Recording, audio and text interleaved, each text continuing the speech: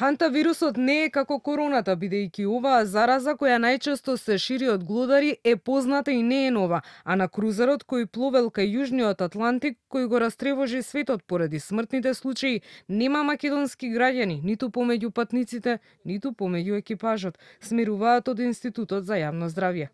Може да станува збор за нов сој, на оној што е присутен во Америка кој се пренесува и помеѓу луѓето, но нема простор за паника, вели директорката на ИАЗ Марија Андоновска. Во Македонија досега се регистрирани 30 на случаи на хантавирусот, 3 смртни исходи.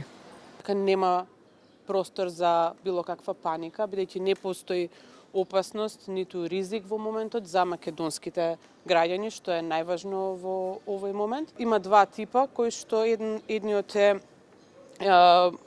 европско-азискиот, кој што е ренален со ренални симптоми, а другиот е оној кој што сега во моментот е откриен на крузерот, а тоа е американскиот кој што дава респираторна симптоматологија.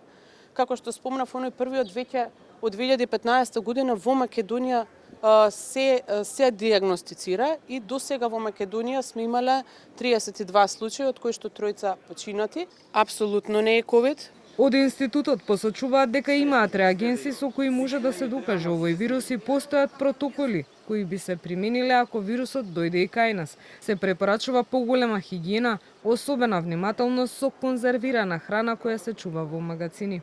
Препорачуваме граѓаните да имаат високо ниво на хигиена, особено да избегнуваат храна од магацини, од пазари, семки, сончогледи, конзерви кои што стоеле во магазини или кои што стоеле на отворено и кои што можат да бидат евентуално контаминирани со некаков секрет или екскрет од страна на било каков глод. Стравот од можна нова епидемија се расшири низ светот откако тројца патници починаа на крузерот кој тргна на крстарење од Аргентина пред околу 1 месец, а се потврдија случаи на хантавирус кај дел од патниците. Станува збор за редок, но опасен и потенцијално смртоносен вирус,